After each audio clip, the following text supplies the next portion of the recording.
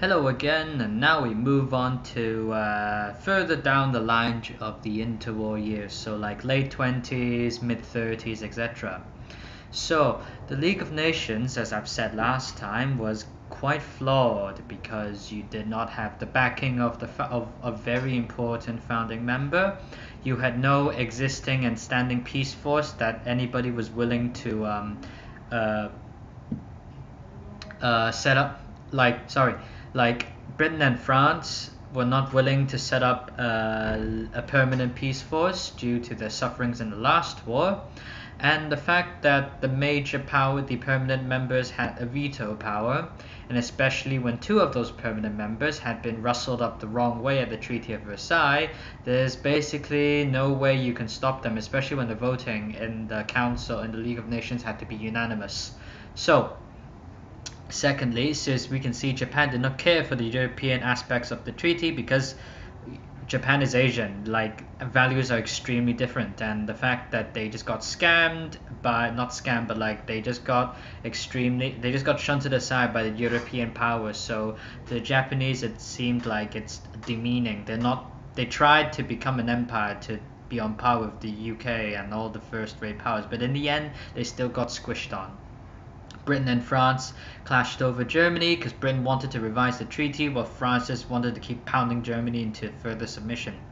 And Britain wanted to avoid more conflict in Europe because it was indebted and wanted to focus on its empire. Unfortunately, the British Empire started to decline after 1922. It was at its largest in 1922, and then everything just started going downhill. France signed military agreements with Poland and Czechoslovakia to encircle Germany, thus having allies as a buffer state to trap Germany within, so Germany could not, and having those states being more powerful than Germany just basically put Germany in a very restrictive situation. The Ruhr crisis failed. The French taking over didn't help. Well, obviously, if you take over their stuff, you just makes things worse. Consequently, France tried to cooperate more with Germany to secure her compliance with Versailles. So first they played the bad guy, then now they played the good guy. So France is being a bit of a dick at this rate. France didn't stay on good terms with Germany for long because, well, war is brewing, Hitler's in power, and the Maginot Line was reinforced. And as we know from history, the Maginot Line was a failure because the Germans just went around it at the Ardennes. The USA was keen for naval disarmament because China was unstable, and the USA was keen to prevent further intervention in China, isolationist policies. So, unfortunately, speaking of naval power, the Washington Naval Treaty was signed, and as a result, many battleships, unbuilt capital ships, or even existing capital ships had to be removed. Existing navies had to have the tonnage limited to a grand total of some like 300,000 something tons or something. They were not allowed to build any more capital ships, and they were not allowed to build ships with the gun caliber above 14 inches. They had to each, for example, a battleship or any capital ship had to be under 35,000 tons, etc., etc. So unfortunately, this meant the end of Britain's naval dominance. No, my Royal Navy, because Britain's Navy had, with just the sign of a pen, the Royal Navy had to scrap basically half its fleet, leaving back only the more recent models, but even the older, still not as advanced but reliable ships had to be like scrapped. So it's a damn shame. This led to the partial withdrawal of Britain in East Asia because now they no longer had they were not as effective as before in enforcing British supremacy.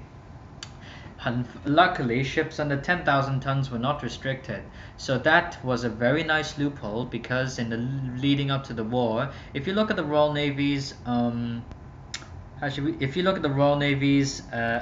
War ships of the Second World War, you will find that there's a crap ton of destroyers and cruisers.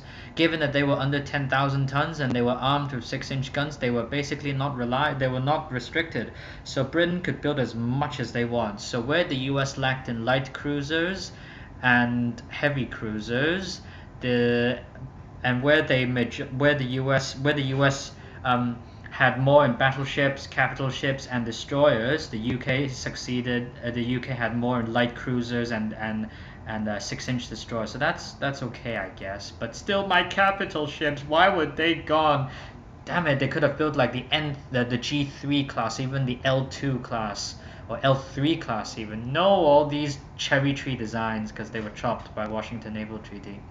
Anyway, I've gone on a tangent. Next, Japan and the US came to agreements over the Pacific, in which Japan later just violated when they Pearl Harbored. The USSR went away, they just left, and submarine warfare had to be regulated. So no more theoretically would any nation suffer the horrors of, for example, the German unrestricted submarine warfare of 1917 to 1918.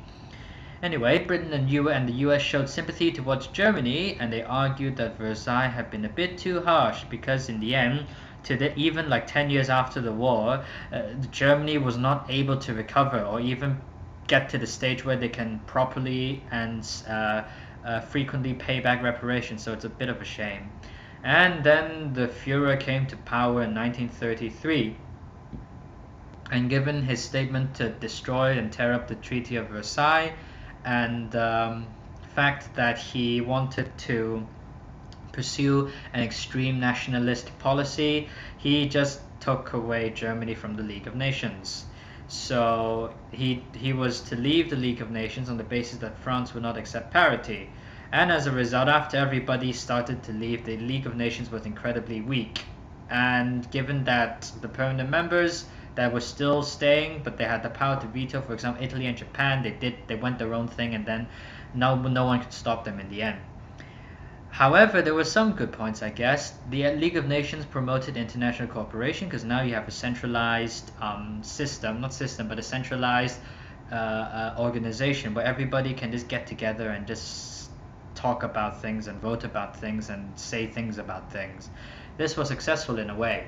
However, the promotion of disarmament and the ending of war, this was unsuccessful because USA, you were not in it, and the fact that the depression and economic crisis just basically failed, and Britain and France were the last dominant powers in the League. Unfortunately, they pursued opposing objectives. Britain wanted flexibility and each situation to be addressed individually on a case-by-case basis, but France wanted obligations on member states and an international defense force, which is understandable because they, again, kept being invaded by foreign powers. In the 1930s, as I've said, Japan and Italy went their own ways and did their own expansionist objectives regardless of the League, and no one could stop them, and the absence of the USA and the USSR had awful effects because they couldn't deal with Japan and there was no international peacekeeping force.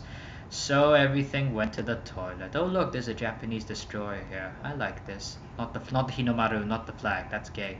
Furthermore, as the League seemed like a British and French club, any decision would be attributed to them. Japan may attack the colonies in the Far East if they made a decision, which was kind of dangerous. So there was no way of compelling a nation to submit to any collective security because A, everybody had left, so who can you collective security on? 2, the unanimous vote and the veto was an absolute shambles. Economic sanctions were only ever tried out against Italy of Abyssinia, and they didn't really do anything because Italy was growing in power, so you just can't stop like someone who is who has got resources and is powerful enough. They can just say no, go away. So no League forces or international peacekeeping forces, so that's a big no-no. Absence of major powers, and yeah, so basically there was no one to enforce the rules and stuff. However, despite this, there were some good points, like some good situations. So as I've mentioned in the last video, the Allen Islands, the League resolved the dispute between Sweden and Finland, and they just distributed it nicely. The League helped to avert the Balkan War between Greece and Bulgaria in 1925 and fined Greece for the border attack, and this time the League acted swiftly and effectively. In 1923, between 23 to 34, the League settled a dispute between Turkey and Iraq over Mosul. And Mosul, if you've read the news, if you've been looking at the news, that's like what ISIS is holding, and they're fighting to take back Mosul. Poland seized Vilna from Lithuania and refused to give it back after the League told her to. So this is sort of like where the League fails, because you've basically created a situation where the most people will ever get is just international condemnation, and no one can do a thing, which is sort of like the United Nations today. Look at North Korea and Russia. They do what they want. Yes, they have their own objectives. Yes, they may be wrong in a way, but all they ever receive is just condemnation, because they're not ready to commit any. The UN is not ready to commit any forces again. So yeah, the Greek-Turkish War of 20 to 23, the League could not resolve it and had to make concessions. So that's humiliating, because the big guy is supposed to. It's like two quarreling students and a teacher. The students fight, the teacher can't resolve the dispute, and the teacher has to bribe or like just give things to the students to get them to shut up. That's really bad. And Lithuania took the Prussian port of Memel in 23. The German national anthem, Von der Maas bis an die Memel. Yep, it's a place. Corfu, 23. Italian troops occupied Corfu in Greece after the murder of an Italian general by Greek bandits. Mussolini sued the Greeks and he got a huge compensation sum, and the Greeks were not happy. By December 22, well, that was before, December 22, Germany had failed to keep up with reparation payments, so Poincaré sent 60,000 French-Belgian troops into the Ruhr, aka the taking of the Ruhr, and it failed, so yeah. As a result, on expanding on this a little bit, the German Chancellor suspended all reparations payments, and then general strike, and then Germany couldn't pay and wouldn't pay, and then things were made worse. And as a result of this like social instability, we come on to hyperinflation, where the government printed money but with no production of gold, or no increase in the gold reserves, price inflated non-stop. And Stresemann introduced new currency, called off the strike, and Britain and the USA condemned France, and France backed off. And then France tried to play the good guy, but then the Great Depression happened, and then everybody went tension, and then Germany and Japan were hit very badly by the Great Depression, as we know, and the Great Depression led to the rise in nationalism and the people's wanting for a better life and supporting a leader that says he will make a better life for them in an extreme manner, and that meant that Germany and Japan went both militaristic and just pursued extreme nationalistic policies. So, League of Nations, you suck. Many governments raised tariff banners to protect domestic jobs during the Great Depression, and the US recalled her loans. And as I've just said a couple seconds ago, political radicalization, because the Nazis began to attract support because they say, oh, we can make Germany great again. And unemployment spiked at 6 million, which is quite a lot back in those days, because population was a lot less. That's a good percentage of the population. And due to this social instability, as I've talked about Hitler in the previous series of videos, they had less than 3%. The Nazis, the National Socialists, had less than 3% of the vote in 28, but by 1930 they had gained 17, but in 1932 they had 37. That's ridiculous. So this ends this bit on the League of Nations, so in the interwar years, and how they failed and how they succeeded a little bit. So, well, I'll see you guys in the next video. Thanks for watching. Bye.